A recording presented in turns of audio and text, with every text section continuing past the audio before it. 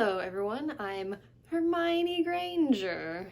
No, I'm kidding. Happy early Halloween. This is my Halloween book tag video, and I'm posting it a week early because on actual Halloween I will be posting my monthly wrap-up. So yeah, if it's somewhat hard to tell because I don't have robes or anything, I'm being Hermione Granger for this Halloween. I figured the hair and the Hogwarts sweater and the time turner and the earrings are enough to make it a passable costume. So yeah, jumping right into the Halloween book tag, the first prompt on this tag is carving pumpkins. What book would you carve up and set on fire? And for me, this one has got to be Crazy Rich Asians by Kevin Kwan. I just did not enjoy this one. I found parts of it to be a little problematic, and the rest of it was just, I was not invested in any of the characters at all. And I did kind of partially DNF this one. For the full story on that and the full review, you could go check out my wrap-up, which I will put down below. I forget which month this was, but yeah, I'll put the link down below. Next is Trick or Treat. What character is a trick and what character is a treat? So this question feels like it could be slightly spoilery, I don't know, but for the trick I picked Jill Charon from With Malice by Eileen Cook.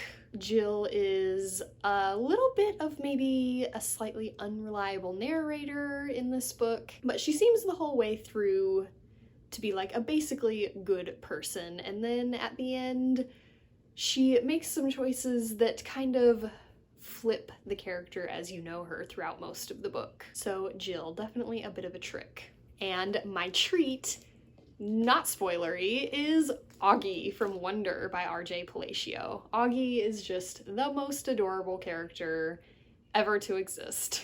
This is a joyful little read, and a lot of that is due to Augie. Prompt number 3 is Candy Corn. What book is always sweet? And for this, it was very tempting to pick Wonder, but I don't want to pick the same book twice, even though this is really a character pick more so than a book pick, but I'll pick a different one.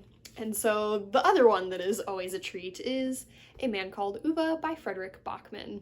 This book definitely has some really sad parts, but it's also just so sweet and so heartwarming. And Ove may be a bit curmudgeonly, but I love him a lot as a character too. The next prompt is Ghosts. What character would you like to meet as a ghost?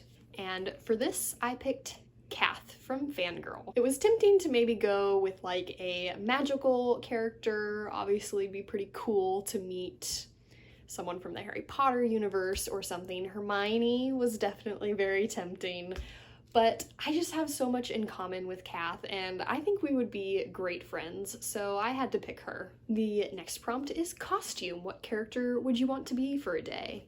Again, Hermione's somewhat tempting with the magical abilities, but a requirement for me for this was a character who can fly, and specifically on their own power.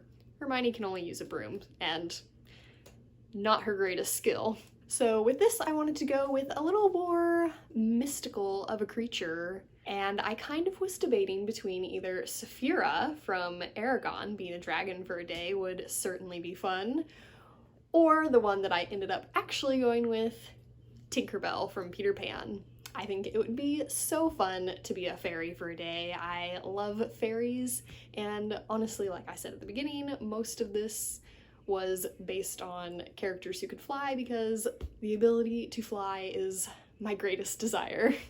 So I went with Tinkerbell, who is one of my favorites. The next prompt is Witches and Wizards. What is your favorite Harry Potter moment? And my favorite Harry Potter moment is from the 7th book, Harry Potter and the Deathly Hallows.